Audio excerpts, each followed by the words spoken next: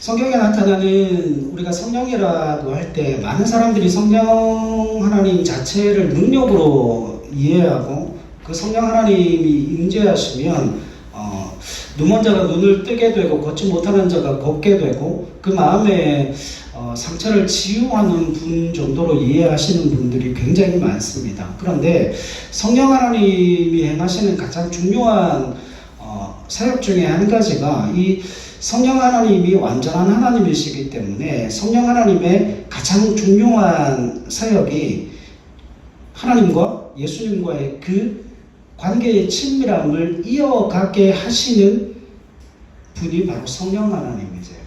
그러니까 성령 그 자체를 능력으로만 이해하기 때문에 우리의 삶의 자리에 있어서 그 성령의 은혜와 그 성령의 역사를 경험하고 체험하지 못한다라고 하시는 분들이 얼마나 많은지 모릅니다. 그래서 오늘 우리가 하나님의 말씀을 함께 살펴보면서 오늘 우리가 한 가지를 좀 점검하고 그걸 삶 속에 좀 시험을 해보려고 합니다. 여러분, 그 전문가가 된다라고 하는 건 누구나 전문가가 되어지는 건 아니죠. 여러분, 제가 그 강단에서 말씀을 전한 지가 20년이 넘었어요. 한 분야에서 20년이 지나면 거의 전문가 반열에 올라가는 거죠. 그죠? 그런데 지금도 성경을 보면 대부분 모르겠어요. 대부분 모르는 것들이 대부분이고 그 중에 아는 거 몇 개, 깨닫게 되어지는 거 몇 개, 그거 가지고 평생 설교하며 사는 겁니다. 그죠? 그런데 어느 한 분야에서 전문가가 되어진다라고 하는 건 같은 일들을 계속 반복하게 되고 그 같은 일들을 계속 반복하게 되어지면 거기서 깨달아지는 게 있어요. 그리고 여유가 생기게 되어지고 그런데 이러한 부분들에 있어서 예수 믿는 하나님의 사람들에게 있어서 그 성령에 이끌린다라고 하는 그 부분에 있어서 많은 분들이 잘 훈련을 안 하고 연습을 안 하세요. 왜냐하면 그게 성령인지 아닌지도 구분을 해내지 못하기 때문에 그래요. 그래서 오늘 저와 여러분들이 본문의 말씀을 통해서 좀 충격을 받으셔야 되는 일이 있습니다. 오늘 본문의 말씀에 보면 빌립이라고 하는 사람이 나오는데 이 빌립이라고 하는 사람은 특별히 그 하나님의 몸된 교회 가운데서 하나님의 일을 맡기고 그러니까 그 사역자들이 사역을 하고 그 다음에 집사들을 세워서 교회의 여러 가지 일들을 돌보게 하기 위해서 세워진 사람이에요. 그러니까 우리가 빌립 집사라고 이야기를 하잖아요. 그렇죠? 그런데 이 빌립이라고 하는 사람이 예수님께 직접 교육을 받은 사람도 아니었고 공동체 안에서 주일을 다니면서 밥을 나누어 주며 봉사했던 공동체의 일원이었다라고 성경은 이야기를 합니다. 그런 것을 통하여서 하나님의 역사가 이루어지고 있는 모습을 오늘 본문의 말씀을 통해서 발견할 수 있게 되거든요. 그런데 오늘 본문의 말씀 가운데서 여러분 어떤 삶을 살아갈 때 우리가 바라고 원하고 기대하는 대로 삶이 이루어지지 않을 때 그것을 어떻게 해석해내고 그 가운데 하나님의 성령에 임재하시고 그 성령의 음성을 우리가 어떻게 구별해낼 수 있을까를 오늘 본문의 말씀을 통해서 좀 확인을 하셔야 됩니다. 그래야 우리 삶 속에서 오늘부터 시작해서 2024년도 우리의 삶 속에서 그 성령 하나님의 그 음성에 반응하고 그 성령 하나님의 말씀에 순종하여 우리의 삶을 하나님께서 어떻게 획기적으로 바꾸어 가시는지를 확인하는 작업이 우리에게 필요하다는 거죠. 여러분, 이 빌립이라고 하는 사람은 사마리아 성에서 마술사 시몬을 만나게 됩니다. 이 시몬이 점치는 사람이에요. 이 사람은 하나님의 큰 능력을 받았다는 소문을 자기가 퍼뜨려요. 내가 하나님의 능력을 덧입었다 라고 자기가 그 소문을 퍼뜨리고 사람들에게 악령의 장난을 통하여서 하나님의 이름을 빙자해서 큰 능력을 행하던 유명한 마술사였습니다. 이 사람이 빌립에게 세례를 받아요. 그리고 빌립의 복음 전도를 듣게 되고 큰 능력과 기적을 보고 이 사람이 놀라게 되는데 그런데 하나님은 그 빌립을 사마리아 성에서 성공적인 정도의 영향력을 가지고 살도록 두시지 않고 그를 광야로 내보내는 장면이 나옵니다. 오늘 우리가 말씀을 읽지는 않았는데 그 배경을 잠깐만 살펴보죠. 사도행전 8장 9절 한번 보십시오. 사도행전 8장 9절. 그 성에 시몬이라 하는 사람이 전부터 있어 마술을 행하여 사마리아 백성을 놀라게 하며 자칭 큰 자라 하니 낮은 사람부터 높은 사람까지 다 따르며 이르되 이 사람은 크다 일컫는 하나님의 능력이라 하더라. 이 사람은 그냥 마술사인데 우리가 그 신약으로 이야기하면 거짓 선지자라고 이야기를 하면 될 것 같아요. 그래서 이 사람이 빌립을 만나게 됩니다. 12절에 빌립이 하나님 나라와 민 예수 그리스도의 이름에 관하여 전도함을 그들이 믿고 남녀가 다 세례를 받으니 13절에 시몬도 믿고 세례를 받은 후에 전심으로 빌립을 따라다니며 그 나타나는 표적과 큰 능력을 보고 놀랐다라고 이야기를 합니다. 자, 이게 어디서 일어났는가 하면 사마리아라고 하는 큰 성에서 일어났어요. 그러면 사마리아 그 큰 성에서 가장 영향력이 있었던 사람이 누굽니까? 마술사 시몬이라고 하는 사람이에요. 그러면 그 마술사 시몬이라는 사람이 지체가 낮은 사람부터 시작해서 고관 대작들까지 거기 가서 점을 치고 뭐를 듣는 거예요? 예언의 말씀을 듣는 거예요. 그래서 이 사람은 큰 부자가 되고 큰 돈을 벌어 들였던 사람인데 빌립이 거기에 가서 예수의 복음을 전하고 이 많은 사람들이 다시금 주님께로 돌아옴으로 세례를 베푸는 그 현장에 이 시몬도 은혜를 받고 뭘 받은 거예요? 세례를 받은 거예요. 예수를 믿었다는 거예요. 복음을 믿었다는 거예요. 그러면 여러분 그 사마리아 성이라고 하는 그 큰 성에 이 빌립이 가서 지금 획기적인 복음의 역사가 일어나고 있고 복음이 확산되어지게 되고 빌립이라고 하는 한 사람의 복음 전함 때문에 그 성이 요동치고 흔들리고 하나님의 나라가 세워지고 있는 그 과정이었잖아요. 그죠? 그러니까 지금 우리가 생각할 때는 지금 빌립이 그 사마리아 성에서 그와 같은 일들을 행했다면 뭐 해야 됩니까? 여러분, 노는 언제 저어야 돼요?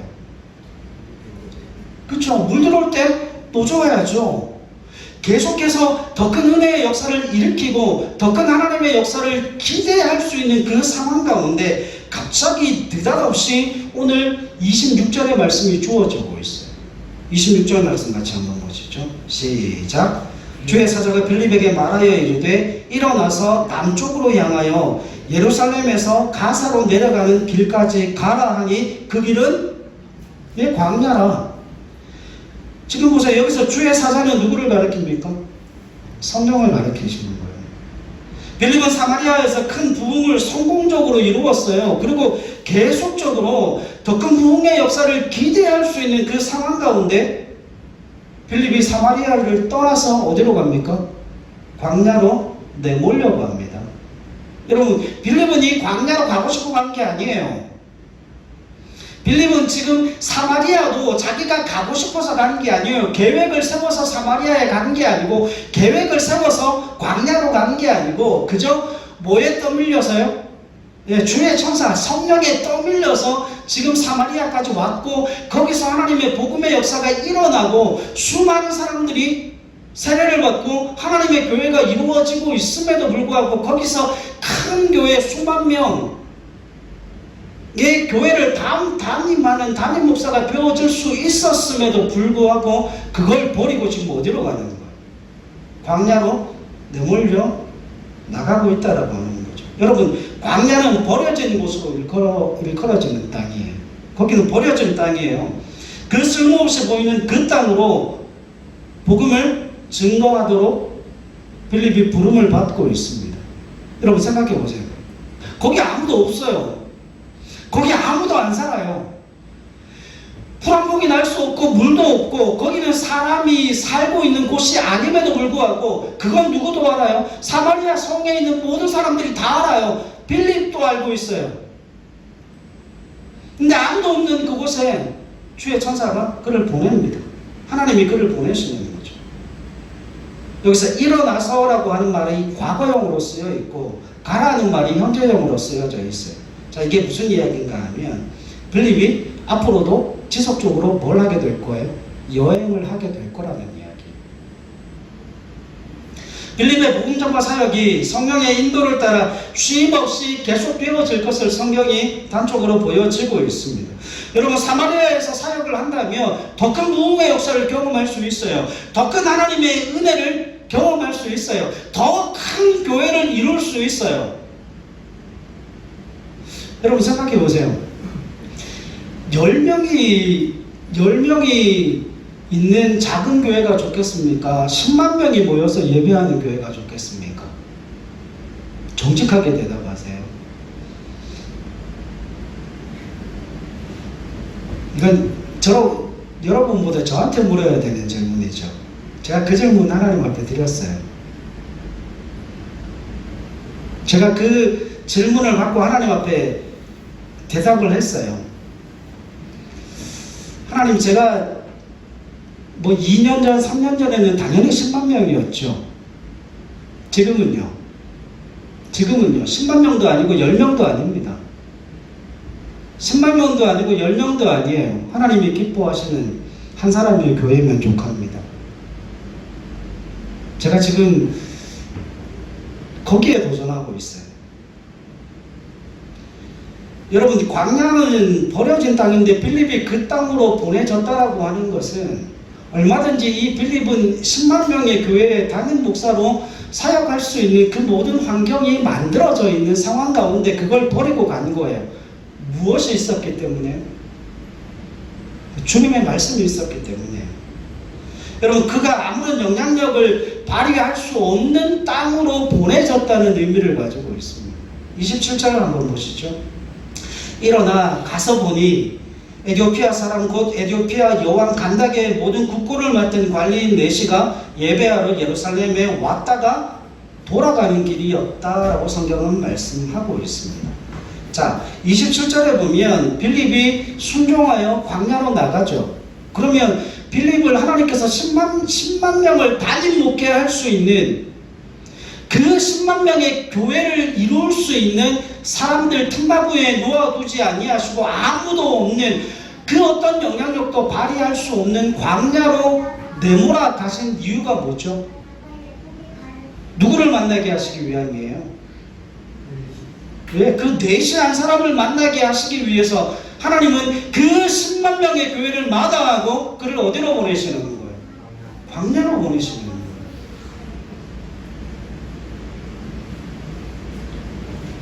그런데 빌립이 순종해서 갑니다.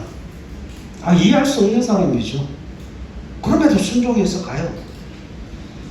여러분, 그런데 본문에서 일어나 가서라고 하는 이 표현이 굉장히 간단하게 표현되어 있지만 이건 간단한 말씀이 아니에요. 빌립이 가야 했던 사마리아에서 예루살렘으로 서남쪽으로 70km를 가야 하는 멀고 험한 길이었어요. 여러분, 70km면 보통 일반인이 하루에 최대 많이 걸어야 30km예요. 그때는 포장도로가 없잖아요. 비포장도로에 꼬불꼬불 산길에 강도의 위협이 있고 그 척박한 광야길을 70km를 가는 건 힘들어요. 보통 이 정도면 한 이틀에서 3일은 걸리는 길이에요. 그 길을 뭐해서 갑니까? 하나님의 말씀에 따라서 순종하여 갑니다. 거기에 뭐가 있을 줄 알고요. 거기에 뭐가 있을 줄 알고 갑니까? 주님이 알려주시지도 않았어요. 거기에 가면 내시가 있을 것이다 알려주시지도 않았어요. 그냥 내몰았어요. 그럼에도 빌립은 순종해서 갑니다. 그리고 거기에서 누구를 만납니까? 내시를 만납니다. 여러분, 성경에는 그가 어떤 불만이나 지체함이 전혀 없었음을 강조하고 있어요. 하나님이 이끄는 여정대로 다다른 그곳에 에티오피아 국고를 맡은 큰 권세를 가진 내시를 만나게 됩니다. 여러분, 여기서 누가가 드러내고자 하는 중요한 메시지가 등장을 해요. 여러분, 에티오피아는 전통적으로 여자가 통치권을 가지고 있는 나라였어요. 거기 가면 여성들이 꽤 큰 권력과 힘을 줄 수가 있죠. 그래서 간다게는 에티오피아 여왕을 지칭하는 호칭입니다. 그래서 그 여왕에 뭘 맡았다고 이야기를 해요? 국고를 맡았다라고 이야기를 해요. 그럼 이 사람은 그 에티오피아의 몇 번째 가는 사람이었을까요? 적어도 세 손가락 안에는 들어갔을 거예요. 가장 큰 힘을 가진 사람은 누구였을까요? 가장 큰 힘을 가진 사람, 아마 군권을 가진 사람이 아니었을까 생각되어지고, 그 다음에 국호를 맡은 분, 그러니까 세 손가락 안에 드는 고위 공직자였음을 성경이 나타냅니다. 자, 그런데 그러한 막강한 권력을 가지고 있는 그 내시를 어디서 만나요? 광야에서 만납니다. 여러분, 열왕기상 10장에 보면 이 에티오피아라고 하는 이 나라가 좀 특이한 나라로 소개되어 있습니다. 그 열왕기상 10장에 보면 솔로몬을 만나기 위해서 스바의 여왕이 누구에게 나와요? 솔로몬에게 나오는 장면이 있어요. 그런데 당시에 이 스바의 여왕이 솔로몬을 만나러 왔다라고 하는 건 그냥 솔로몬을 만나기 위해서 온 게 아니라 무역 거래를 하기 위해서 온 거예요. 통상적으로 무역 거래를 하기 위해서 대신들을 보내고 사신들을 보내는데, 솔로몬에 대한 명성이 워낙 자자하니까 이 스바의 여왕이 직접 누구를 만나러 온 거예요? 솔로몬을 만나러 왔다는 겁니다. 그래서 그 소문이 거짓이 아니었다는 것을 알게 되고, 이스라엘 사람들을 부러워해서 이 사람이 이렇게 이야기합니다. 이 백성들은 얼마나 좋을까? 이렇게 훌륭한 왕의 지혜를 날마다 그 앞에서 듣고 사는 백성들이니 얼마나 행복한 사람들일까라고 이야기를 합니다. 그리고 열왕기상 10장 9절에 당신의 하나님 여호와를 송축합니다라고 축복하는 장면이 나와요. 자, 이렇게 볼 때 이 에티오피아라고 하는 그 나라는 구약 때부터 시작해서 보통 복음이 전해지면 하층민부터 시작해서 복음이 확산되어져서 나라를 뒤집게 되는 역사가 일어나죠. 근데 에티오피아는 정반대예요. 고위공직자들, 왕으로부터 시작해서 고위공직자들이 복음을 접하게 되고, 고위공직자들이 복음을 듣고 그 나라에 복음이 전파되어지게 되는 아주 특별한 나라에 속해 있는 곳이었죠. 그래서 하와드 마샬이라고 하는 그 학자의 연구에 의하면은 이때부터 시작해서 에티오피아에서 하나님에게 경배하고 오는 이방인 순례자들이 예루살렘으로 뭐하러 옵니까? 순례의 길을 떠나오는 사람들이 끊이지 않았다라고 이야기를 합니다. 그러면 이 에티오피아 내시는 누구였던 거예요? 순례자였던 거예요. 예루살렘에 와서 하나님을 예배하고 하나님을 경배하고 돌아가는 그 순례의 길에 왔다가 돌아가는 그런 믿음의 사람이었음을 성경이 이야기를 합니다.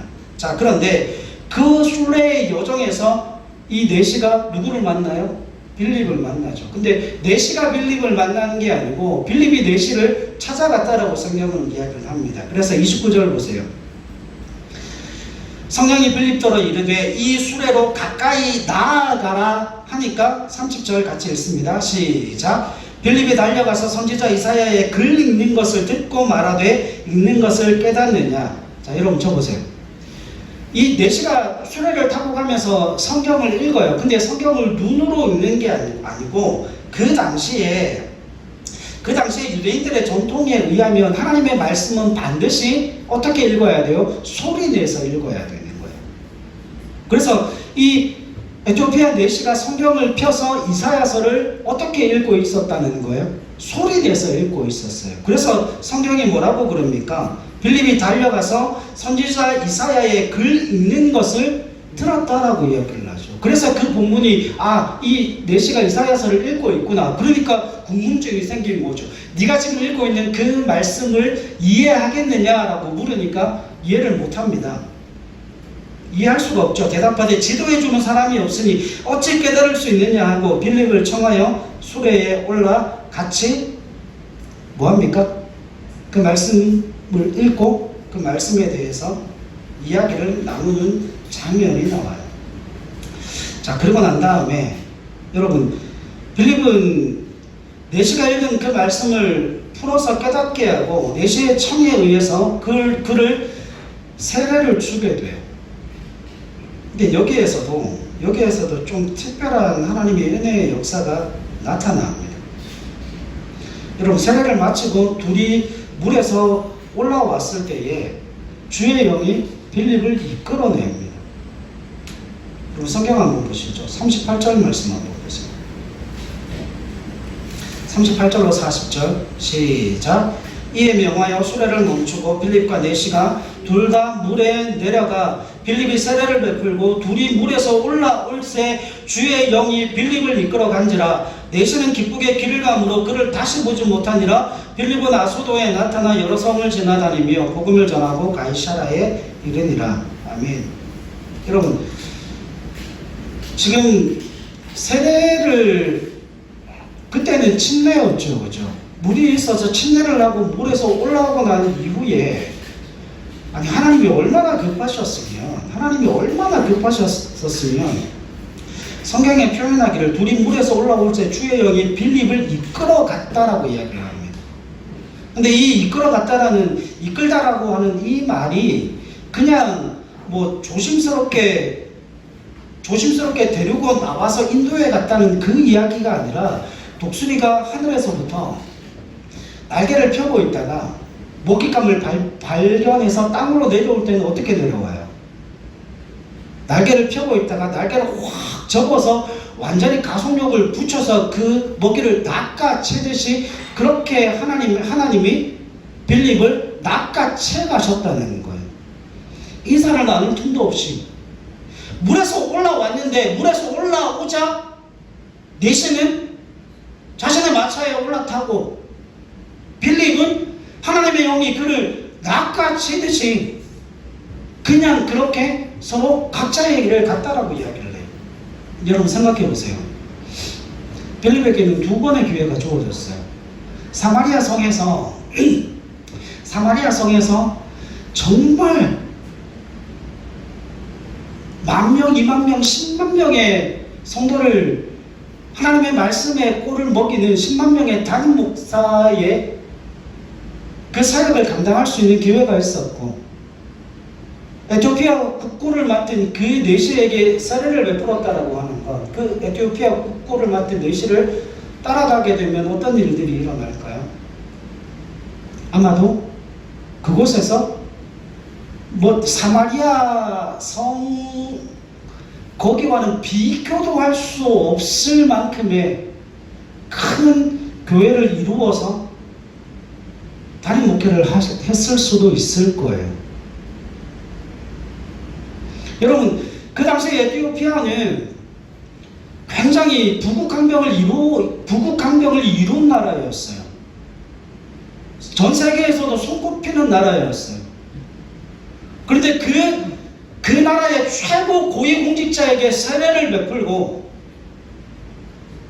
그 최고 고위공직자에게 하나님의 말씀을 나누어서 그를 세례받게 하고 복음으로 말미암아 온전한 하나님의 사람으로 만들었다라고 하는 건 그가 그를 따라가기만 한다면 복음의 길이 열릴 뿐만 아니라 그 나라를 변화시킬 수 있는 능력의 역사를 보게 될 것을 우리는 기대할 수 있잖아요.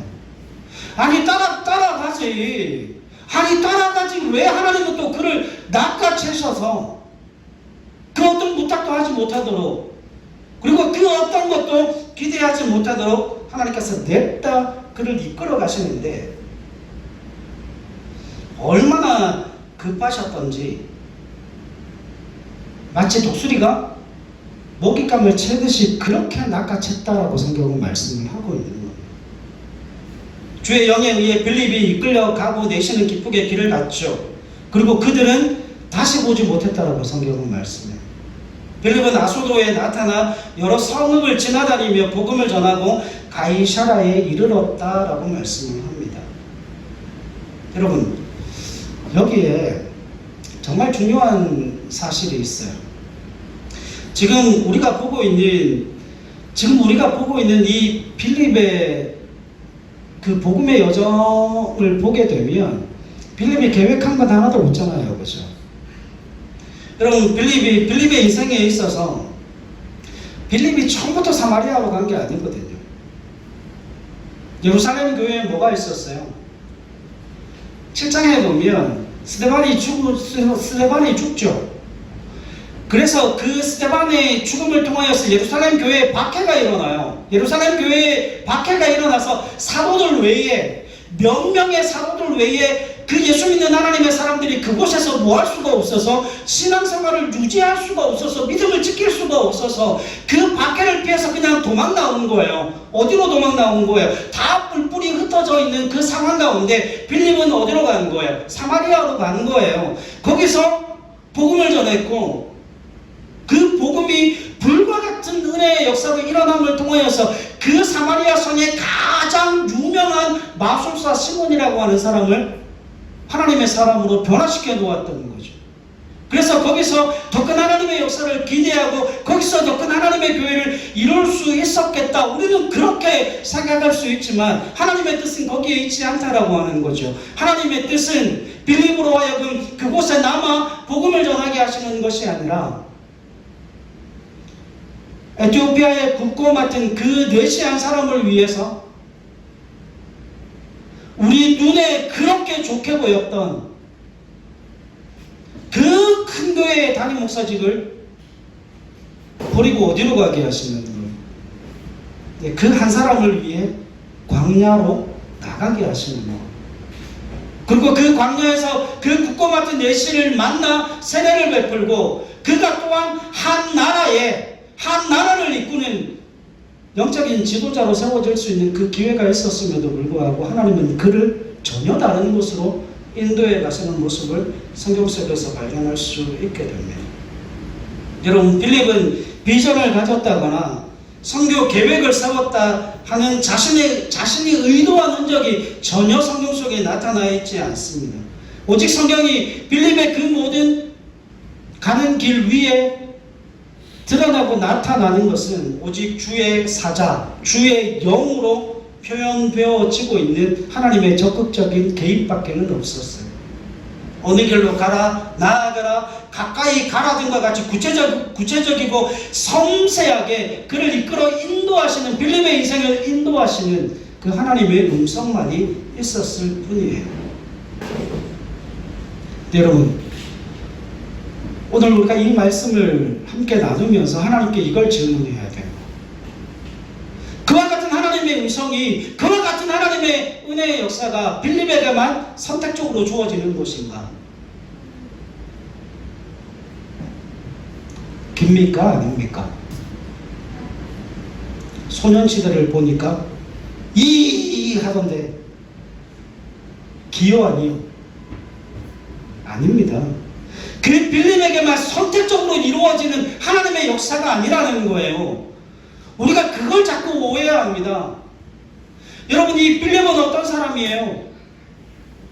예수님으로부터 직접 하나님의 말씀을 들었던 사람입니까? 예수님으로부터 직접 선택되어서 사도로 부름을 받은 사람입니까? 아니잖아요. 빌립은 7 집사 가운데 한 사람이었어요. 스빌디니 바부니, 그 스빌 할 때 이 사람이 빌립이에요. 이 빌립은 뭐 하기 위해 선택되어진 사람이라고요? 사도들이 말씀 전하는 일에 전무하게 하기 위해서 주위에 구제하는 그 일을 돕는 하나님의 사람으로 부름받은 사람이에요. 그렇게 집사로 부름받은 사람이에요. 그런데 그에게 하나님의 역사가, 하나님의 말씀이 임재함으로 말미암아 그가 그 하나님의 말씀에 순종하여 이곳저곳을 다니는 곳곳마다 복음의 역사가 일어나고 있다라고 말씀합니다. 여러분, 이 빌립은 모든 성도를 투영해내는 인물이에요. 하나님의 은혜의 역사는 선택적으로 그 사람을 선택하여 선택적으로 그 하나님의 말씀이 그 사람에게 임하는 게 아니라고 하는 거예요. 여러분,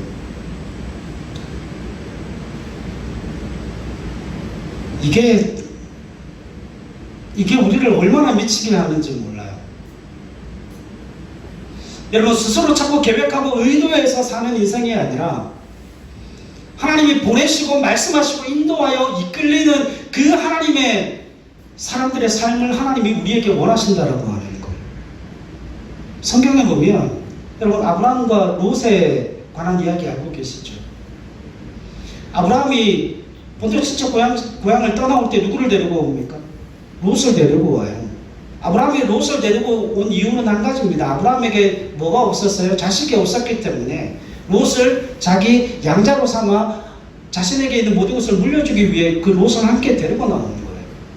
근데 나중에 보니까 아브라함에 속한 그 양떼들도 많아지게 되고 롯도 부를 이루어서 더 이상 아브라함과 롯이 함께 살 수 없는 지경에 이르렀습니다. 그래서 아브라함은 아브라함의 길로 가고 롯은 롯의 길로 가죠. 근데 그때 뭐라고 이야기합니까? 아브라함이 뭐라고 이야기를 해요?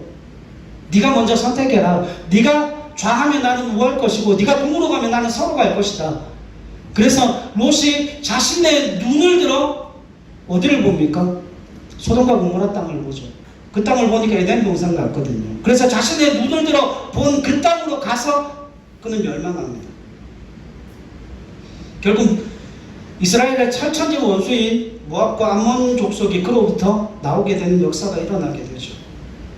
반면에 아브라함은 믿음의 조상으로 불려지게 됩니다.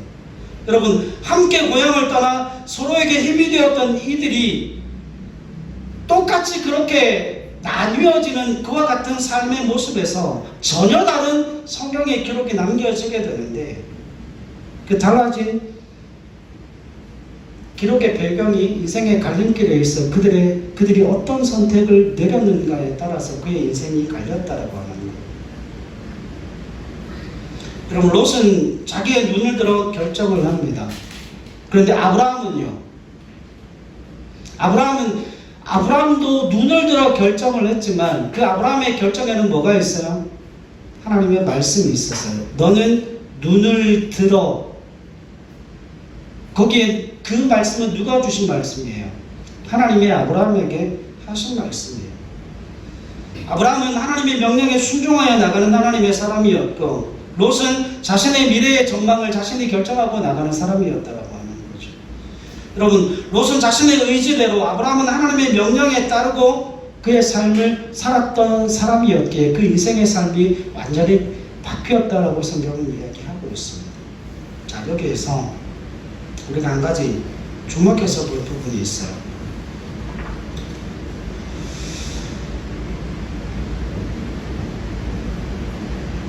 여러분, 우리가 하나님의 음성을 듣는 부분에 있어서 제가 말씀의 결론을 내리면서 왜 우리의 삶 속에 그 하나님의 임재, 성령의 역사를 우리는 그렇게 누리고 깨닫지 못하는 걸까? 정말 많이 고민했어요. 왜 그러지? 이걸 성도들한테 어떻게 설명을 해야 되지? 그러다가 알게 되었습니다. 여러분, 우리가 그 하나님의 음성, 성령의 그 이끌리심에 얼마나 무관심하고 그 성령의 역사를 얼마나 많이 짓밟고 살아가는지 우리가 여러분 그걸 인식할 수 있어야 합니다. 여러분, 성령의 음성이 우리의 귀에 들려요, 안 들려요? 좋은 말 할 때 대답하세요. 성령의 음성이 우리 귀에 들려요, 안 들려요? 안 들려요. 들릴 리가 없습니다. 안 들려요. 여러분, 빌립에게 임하였던 그 하나님의 말씀이 빌립이 귀로 들은 말씀일까요? 여러분, 빌립이 귀로 들은 말씀 아니에요. 쉽게 말씀을 드릴게요. 이런 겁니다. 여러분, 하나님의 말씀이 우리 가운데 들려지게 될 때, 여러분, 우리가 믿음을 가지고 있는 사람이죠. 그 믿음은 뭡니까? 그 믿음은 뭐예요? 믿음은 관계라고 말씀드렸잖아요. 믿음은 친밀함이라고 말씀을 드렸잖아요. 그 친밀한 관계 속에서 그 관계의 진전을 이루어갈 때 지금 빌립에게 임하였던 그 주의 사사를 통하여 빌립에게 주어졌던 그 생명의 말씀은 정말 우레와 같이 거부할 수 없는, 한변할 수 없는 하나님의 음성으로 그 마음을 쩌렁쩌렁하게 울렸을 거예요. 근데 그게 처음부터 그렇게 되냐는 이야기죠. 아니요, 그렇게 될 리가 없습니다. 이건 훈련과 연습과 연단의 과정을 통하여서 그 말씀이 확장되어지고 그 말씀이 증폭되어지는 과정을 거쳤기 때문에 가능한 거라는 말이죠. 여러분, 하나님의 그 생명의 음성이 오늘 우리에게 들려질까요? 들려지지 않을까요? 들려져요. 근데 그 음성이 어떻게 들려지는지 이렇게 들려집니다. 우리 청년들하고도 나누었는데 그 하나님의 말씀이 라이터 불을 켤 때 라이터를 켜면 불꽃이 튀죠. 가스레인지에 이걸 돌리면 처음에 불꽃이 튀잖아요. 하나님의 말씀이 그렇게 임한다니까요. 여러분, 우리가 하나님의 말씀을 듣고 우리가 기도하고 예배하고 찬양하고 우리가 하나님의 은혜의 공동체 안에 있을 때 하나님께서 우리의 심령 가운데 그 믿음으로 말미암아 하나님과 우리 사이의 그 관계의 친밀함을 통하여서 우리 가운데 스파크를 일으키십니다. 그 스파크가 무엇으로 나타나는가 하면 이거예요. 그 스파크가 이렇게 나타나는 거예요. 하나님이 예배를 통해서 은혜를 주셔서 기도하면 길이 열리겠구나.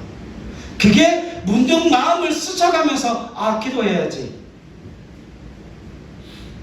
여러분, 사람들은 그 스쳐가는 그 마음, 그 스파크 하나를 묵살하고 살아가지만 그게 하나님의 음성이라는 거예요.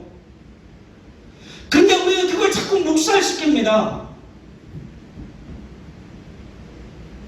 여러분, 그런 경험 없으십니까? 그런 경험 없으세요? 기도하며 살고 하나님의 그 성령의 이끌림을 받으며 하나님의 역사하심을 맛보고 경험할 수 있다더라. 오늘 말씀 가운데도 그 빌립이라고 하는 사람이 우리 모든 믿음의 성도들의 삶을 투영해내는 사람인데, 그 빌립이라고 하는 사람의 삶 속에 있어 하나님의 성령의 길을 날마다 이끌어 인도하심을 통하여서 하나님의 은혜의 역사를 이루게 하는, 하나님의 능력을 드러내고 나타나게 하는 그와 같은 삶을 살아갈 때 빌립은 그 말씀에 순종하는 거예요. 근데 여러분, 그 하나님이 우리 심령 가운데 그 스파크를 일으키실 때 그 찰칵하고 지나가는 그 찬미의 순간에 우리 마음 가운데 주신 기도해야지. 그런데 그 말씀을 하나님의 음성으로 듣고 그 말씀을 하나님의 생명한 음성으로 성령의 감동으로 받아들이는 사람이 없어요. 그래서 어떤 일들이 일어나는 줄 아십니까? 날마다 성령의 음성이 짓밟히고 묵살나가면서 우리가 날마다 하나님 앞에 항변하는 게 그거 아닙니까? 하나님 왜 음성을 들려주시지 않습니까? 왜 내 삶에 하나님의 역사가 일어나지 않습니까? 천만의 말씀이요. 하나님 말씀하셨는데. 그럼에도 불구하고 우리 삶 속에 역사가 일어나지 않는 이유가 어디에 있을까요? 분명합니다. 그 찰나의 스파크로 일어나는 그 불현듯 지나가서 불현듯 우리 마음 가운데 감동을 주고 스치고 지나가는 그 은혜의 역사가 하나님께서 내게 주신 말씀으로 듣지 않고 그 말씀에 순종하지를 않거든요. 그러니까 무슨 역사가 일어나요?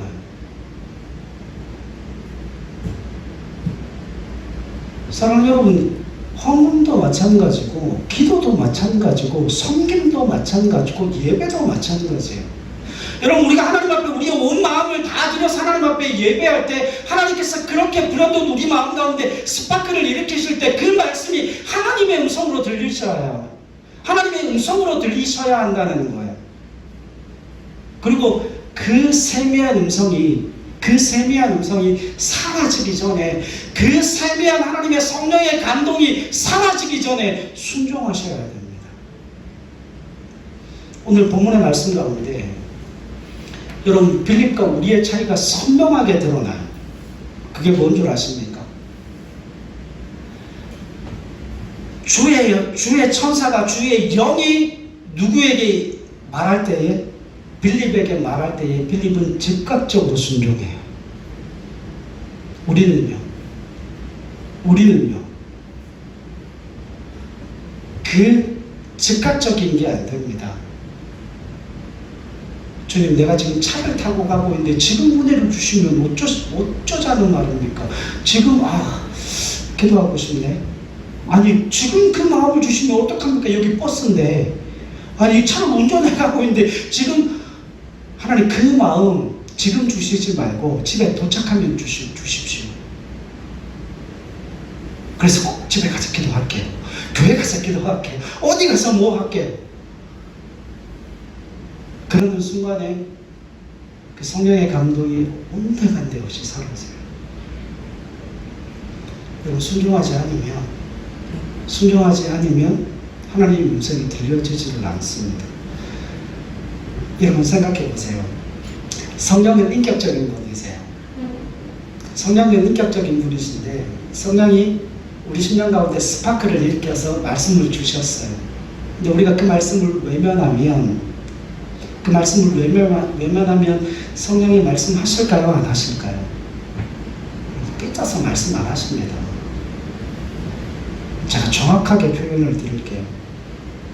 저희 집에서 축구를 보고 있으면, 축구는 제가 스포츠를 워낙 좋아하니까 뭐 요즘 아시안컵 이제 시작됐잖아요. 아마 그런 일들이 생길 것 같은데 TV를 켜놓고 그 축구를 보면 저는 축구에 빨려 들어갑니다. 사실 지금 운동선수들이 90분 뛰면 저도 90분 뛰어요. 죽겠어요. 옆에서 집사람이 뭐라고 막 이야기를 하면 하나도 안 들려요. 3번을 이야기를 했대. 근데 들을 때까지 이야기를 하는 게 아니고 한 번 이야기하고 2번 이야기하고 3번 이야기하면 삐져서 그 다음에 이야기를 안 합니다. 그리고는 화를 내죠. 그럼 성령님은 어떠실 것 같아요? 성령님은 어떠실 것 같습니까? 여러분, 우리가 그걸 훈련해야 됩니다. 그걸 연습해야 되고 그걸 훈련해야 되고, 하나님은 우리 가운데 기도에 관한 은혜를 주셔서 엎드려야 되겠구나, 하나님 앞에 드려야 되겠구나, 내 시간을 드리고 물질을 드리고 삶을 드려야 되겠구나, 하나님 앞에 뭔가를 구해야 되겠구나, 그 귀한 마음을 주셨는데 그 마음을 자꾸 묵살시켜서 즉시 순종하는 게 아니라 하나님 내 시간에 맞춰서 내가 타임 스케줄을 짜서 그 시간을 하나님 앞에 드릴게요. 하나님 그거 원하시지 않아요. 사랑하는 여러분, 그 하나님의 음성을 묵살하지 않는 저와 여러분들이 되실 수 있기를 바랍니다. 즉각적인 순종을 통하여서 하나님의 은혜의 역사가 일어나는 거예요. 그 놀라우신 하나님의 임재의 역사를 경험하고 삶 속에서 그 성령의 이끄는 삶을 살아갈 수 있는 저와 여러분들이 되실 수 있기를 바랍니다. 하나만 말씀드리고 마칠게요. 하나님 얼마나 좋으셨을까요? 여러분, 빌립이 주님의 영이 말씀하실 때 그것이 하나님의 음성인 줄 알고 그 말씀에 즉시 순종할 때 하나님 얼마나 기쁘셨을까요? 하나님 얼마나 즐거우셨을까요? 여러분, 당연한 거 아닙니까? 자녀들이 부모의 말에 즉각적으로 순종하거나, 우리가 어떤 일을 했을 때 즉각적인 뭐가 일어나요? 즉각적인 반응이 일어날 때 그것을 보면 우리가 얼마나 기쁘고 얼마나 즐겁고 얼마나 행복합니까? 하나님도 그런 마음이셨을 거예요. 여러분, 하나님 마음을 아프게 하지 마십시오. 하나님 마음을 요동치게 만들지 마십시오. 하나님의 음성에 귀를 기울이시고 하나님께서 우리에게 정말 그 스파크를 일으키시거든 즉각적으로 내가 그냥 모든 일들을 다 멈추어 놓고 하나님의 말씀에 순종해서 나아갑니다. 하나님 영광 받으시고 하나님 내 삶 속에 역사해 주시옵소서. 그래서 하나님과의 관계가 더 깊어질 수 있도록 은혜 베풀어 달라 기도하며 그 성령의 이끌리는 삶으로 나아가는 저와 여러분들의 삶이 되실 수 있기를 주님의 이름으로 간절히